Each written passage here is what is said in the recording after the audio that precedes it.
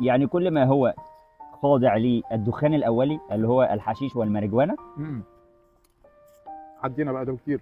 دي حاجات سهله. امم وفي ناس بتشوفها مش ازمه. يعني فبيهونوا على بعض الموضوع، يعني اللي هو عادي يا خلاص عم داخلين عادي. اه ده عادي بقى زيه زي السجاير ومش عارف ايه، وهي مصيبه في اثارها يعني او في امتدادها الدائم.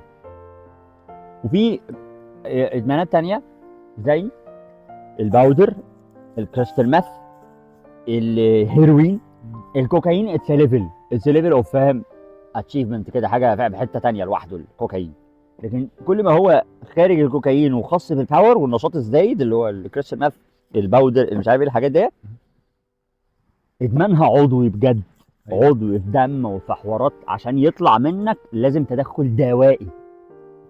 يعني حاجات ادويه تاخدها تخرج وتنظف جسمك وتعمل لك ديتوكس عشان تساعدك. فجس وات، انت بتاخد الادويه دي وليها اعراض جانبيه. اعراضها الجانبيه كلها سايكولوجيكال، نفسيه. ايوه فعايزه ايه بقى؟ عايزه ناس حواليك بقى تقعد بالظبط. تطبل لك انك ماشي صح. تطبل لك على فكره خلاص انت كده مؤهل انك بقى تروح تقدم في كذا. كده بقى بص شكلك رجع ظبط تاني ازاي، وتروح تقدم بقى في الشركه اللي انت عايزها مش عارف ايه. حد يقرب له المسافه انه بيعمل حاجه اون ديلي بيزس، وتش حاجه صعبه. وهو ما عشان كده عندوش. المصحه مهمه. المشكله كلها ان هو ما عندوش. خلاص احنا وصلنا اللي هو ما عندوش يكلم الدوله، اه والدوله تتصرف. قالوا يا بلد انا ضايع، مم. الحقيني. هتلحقك. في مجهود بيبذل رهيب صح. في القطاع